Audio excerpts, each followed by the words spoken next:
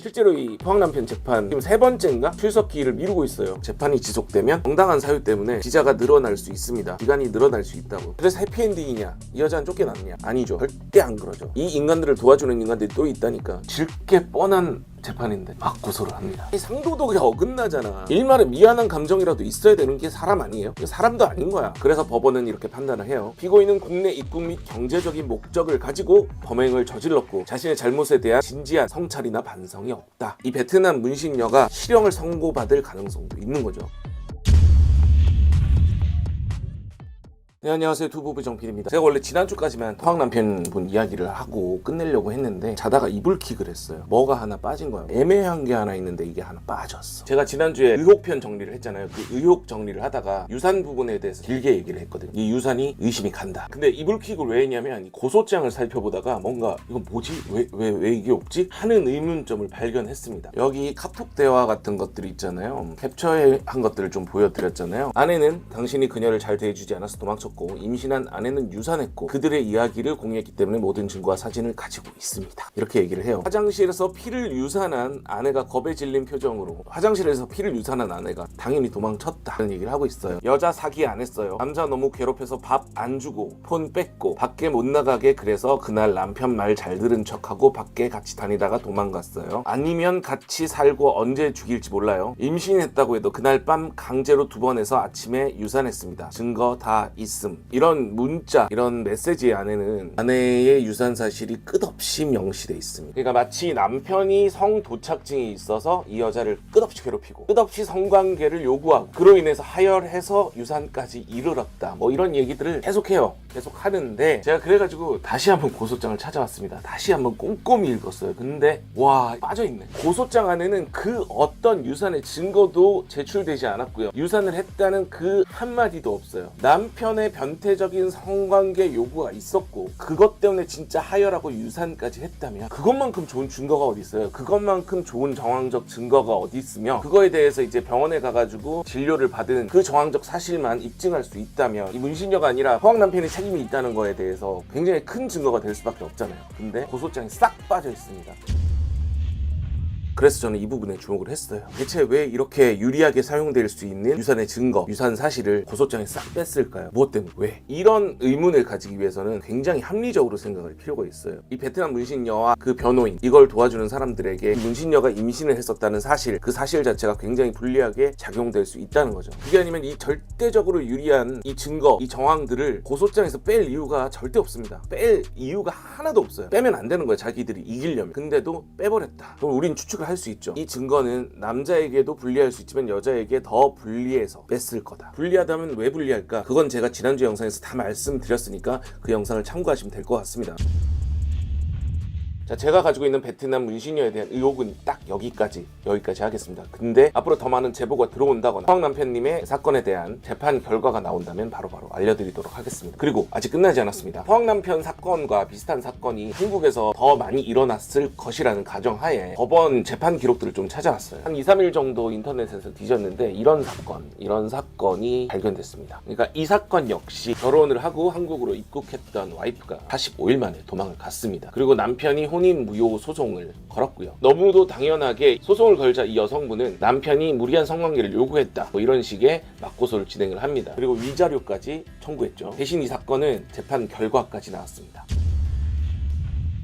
창원지방법원 제1형사부 판결까지 났던 사건입니다. 2018년에 벌어진 사건이고 3심 선고는 2022년 5월, 무려 4년. 이 사건은 2018년으로 거슬러 올라가는데요. 2018년 5월 5일 어린이날 베트남에서 결혼식을 올린 한국인 남편과 베트남 아내가 있었습니다. 2018년 7월 27일 비자를 받아서 같은 해 9월 25일 한국에 입국을 합니다. 그리고 11월 13일 한국에 입국한 지 약 45일 아내는 외국인 등록증을 수령을 받았고요. 이틀 뒤인 15일 베트남으로 출국을 합니다. 이유는 향수병, 고향에 가고 싶다, 친구들을 보고 싶다. 그런데 45일 동안 함께 지내는 동안 아내에 대해서 좀 의심스러운 정황들이 발견이 됩니다. 이 아내는 자기가 가져온 짐을 절대 풀지 않았고요. 필요한 것 때문에 조금씩 꺼내서 사용하는 거 있잖아요. 여행을 갔을 때나 이럴 때 그런 식으로 사용을 했다고 하고요. 심지어 자기가 가져온 짐들의 일부를 경주에서는 언니에게 붙였다고 합니다. 그 택배는 남편이 보내줬고요. 그리고 향수병을 핑계로 베트남에 도착했던 아내는 며칠 뒤에 연락을 합니다. 남편한테. 엄마의 팔이 부러졌기 때문에 엄마가 하고 있는 식당 일을 도와야 된다. 그래서 한 달 동안 못 들어올 것 같다. 그리고 남편이 이걸 승낙을 하게 되죠. 그리고 아내는 또 남편한테 병원비를 요구를 합니다. 엄마가 팔을 다쳤으니까 병원비를 좀 달라. 그래서 50만 원에서 뭐 70만 원 정도 돈을 계속 붙여줬다고 해요. 그러니까 지금까지 내용을 보면 포항 남편님의 사건이랑 순서만 조금씩 다를 뿐 내용은 굉장히 대동소이합니다. 그리고 그러던 어느 날 아내랑 연락이 잘 안 되니까 좀 의심을 품었겠죠, 남편이. 그래가지고 이 아내를 만나기 위해서 캄보디아 접경지에 살았나 봐요. 그래서 어머니는 캄보디아에 살고 있대요. 어머니가 살고 있던 어머니 집인 베트남 인근 캄보디아로 직접 가게 됩니다. 그런데 여러분도 예상했다시피 거기에 아내가 없었어요. 사실 이 아내는 베트남에 왔다가 일주일 만에 다시 한국으로 입국을 하게 돼요. 그리고 경주에 있는 한 식당에서 일을 합니다. 남편이 이제 처갓집에 가서 확인을 해보니까 장모는 팔이 부러지지도 않았고요. 병원비를 받은 적도 없다고 합니다. 그러니까 그 돈 역시 자기가 개인적으로 쓰기 위해서 갈취한 거죠.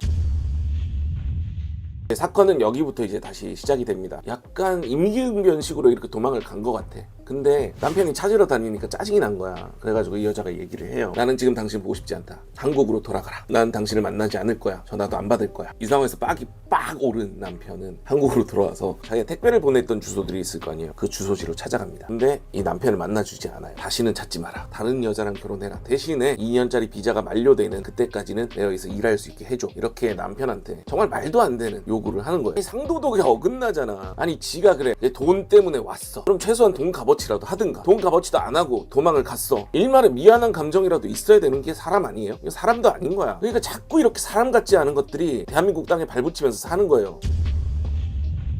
그래서 이 상황에 분노한 남편은 바로 혼인무효 소송을 들어가요. 그리고 승소를 합니다. 하지만 이 혼인무효 소송도 굉장히 오래 걸려가지고 그렇게 쉽게 판결이 나지 않습니다. 그래서 2018년에 고소를 했지만 남편은 2019년 8월 거의 1년 만에 이 혼인무효 판결이 났습니다. 그래서 해피엔딩이냐? 이 여자는 쫓겨났냐? 아니죠. 절대 안 그러죠. 이 인간들을 도와주는 인간들이 또 있다니까. 그래서 항소를 해요. 항소까지 해요. 그리고 2020년 11월 1년 3개월이나 지난 거야. 항소 기각. 2020년 12월 16일 최종 판결 확정. 판결의 요지는 그래요. 이 혼인 기간이 45일밖에 되지 않았다는 점, 외국인 등록증이 나오자마자 도망을 갔다는 점, 짐을 풀지 않고 생활한 점, 이 모든 것들이 의심의 정황입니다. 하지만 여기에 가만히 있으면 이 아내가 아니지. 여기에 가만히 있을 수 없잖아요. 이 여자는 남편이 자기를 성착취했다고 맞고소를 합니다. 질게 뻔한 재판인데 맞고소를 합니다. 딱 이유가 하나밖에 안 보여요. 이 맞고소를 하는 이유는 나중에 알려드릴게요. 이 맞고소에도 이 법원은 결국 남편의 손을 들어주게 됩니다. 증거가 부족하다. 그리고 그 진정성에 법원은 의문을 품을 수밖에 없다 하면서 남편의 손을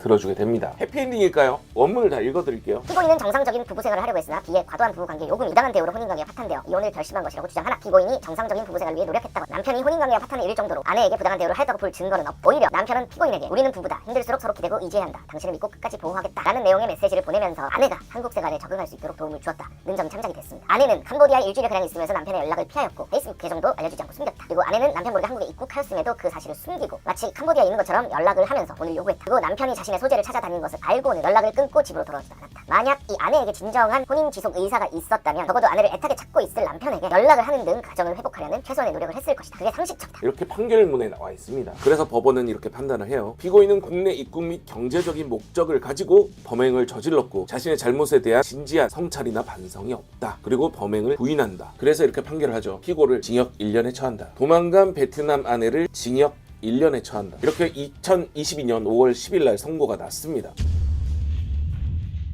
마치 쌍둥이 같은 사건이죠. 너무 비슷해요. 남자가 혼인무효 소송을 걸면 여자가 맞고소를 거는, 여자가 이 남편의 성착취를 했다고 맞고소를 거는 이런 패턴이에요. 그래서 이 사건에 비추어 봤을 때 이 포항 남편님의 사건 역시 비슷한 패턴대로 흘러갈 가능성이 높습니다. 이 베트남 문신녀가 실형을 선고받을 가능성도 있는 거죠. 근데 제가 주목하는 부분은 이 실형 선고가 아니에요. 이 베트남 문신녀가 항소를 하게 됐을 경우, 우리나라는 무죄 추정 원칙이잖아요. 일단 1심에서 선고가 났다고 하더라도 이 여자는 항소를 할 수가 있습니다. 형이 확정되지 않습니다. 그래서 이 여자가 항소를 지속적으로 요구를 하고 재판 출석 기일 변경을 지속적으로 할 경우 재판이 굉장히 길어질 가능성이 높습니다. 실제로 이 포항 남편 재판 기록을 한번 확인을 해보면요, 지금 3번째인가 출석 기일을 미루고 있어요. 그래서 재판이 길어지면 길어질수록 지금 이 여자 2년짜리 비자를 가지고 왔잖아요. 재판이 지속되면 정당한 사유 때문에 비자가 늘어날 수 있습니다. 기간이 늘어날 수 있다고. 만일에 2년 더 길어지면 4년, 결국 자유롭게 일하면서 한국 땅에서 경제적인 이득까지 다 취하는 거지. 그래서 결국 이로 인한 피해는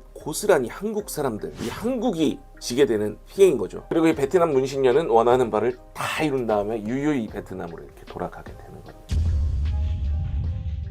그렇다면 이 대체 어떤 대처가 필요할까요? 2주 전 제 방송이 나간 다음 굉장히 많은 제보들이 왔어요. 피해를 받으신 분들이 저는 이렇게 많을 줄 몰랐어요. 그리고 이렇게 많은 제보가 들어올 줄 몰랐습니다. 지금도 꾸준히 제보들이 들어오고 있는 중이고요. 그 문제가 있는 국계열 회사들에 대해서도 파헤쳐볼 예정이고요. 피해를 보신 남성들의 이야기를 직접 듣고 방송할 예정입니다. 혹시라도 국제결혼 준비하고 계신 분들이 계시다면 이 영상들을 꼭 보시고 피해를 당하지 않는 방법을 숙지하신 다음에 회사랑 계약을 하시는 것을 추천드립니다. 정말 조심해서 하나하나 따져본 다음에 출국하세요. 그리고 저희 채널에서는 피해를 당하신 국제결혼 피해자분들의 이야기를 듣습니다. 아래 나오고 있는 이 메일 주소로 메일을 보내주세요. 연락을 드리고 찾아뵙도록 하겠습니다. 그리고 부당한 대우를 당했거나 폭행을 당한 그런 결혼 이주 여성분이 계시다면 저에게 연락을 주십시오. 꼭 이야기를 들으러 가도록 하겠습니다. 여러분들의 제보가 더 많은 피해가 생기는 것을 막을 수 있습니다. 감사합니다.